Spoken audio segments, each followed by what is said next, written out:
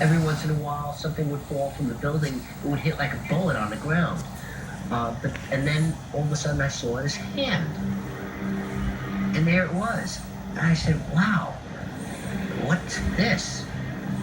And I photographed it. And it was just astonishing to me. It just seemed so out of place.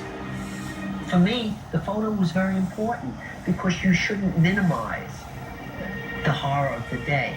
And that became very important to me. Now, I was standing across the street from the two towers with a group of New York City police officers. And then one of the officers says, "Look, what's that?" And we all look up in the sky, and we see what looks like what we thought was a giant piece of paper floating to the ground. Like it's something like from Columbine High School, where, you know, the kids put the SOS on a banner. So we thought maybe someone on one of the higher floors was sending out an SOS. Then we focused on that floating piece of paper to the ground, and we realized it was a woman in a dress falling to her death.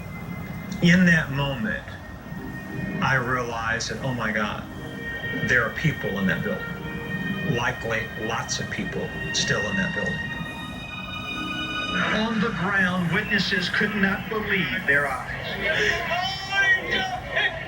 70 stories up with the building burning, reason gave way to desperation. Now, on a normal news day, it's a no-brainer. You wouldn't show that kind of image on American television. But that day, there was a discussion and a decision that we should show some of that. As I'm there, I'm standing between a woman EMT and a police officer, and then the woman EMT pointed up and says, "Oh my gosh, look at that." And we saw people start coming down out of the World Trade Center building. And I instinctively picked up my camera and just started photographing them one at a time as they came down.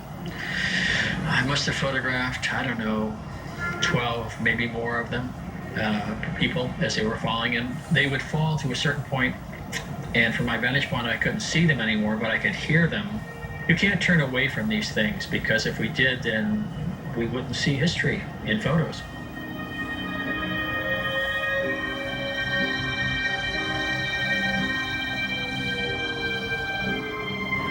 I made my way over to Liberty and stopped in the firehouse of 10 and 10,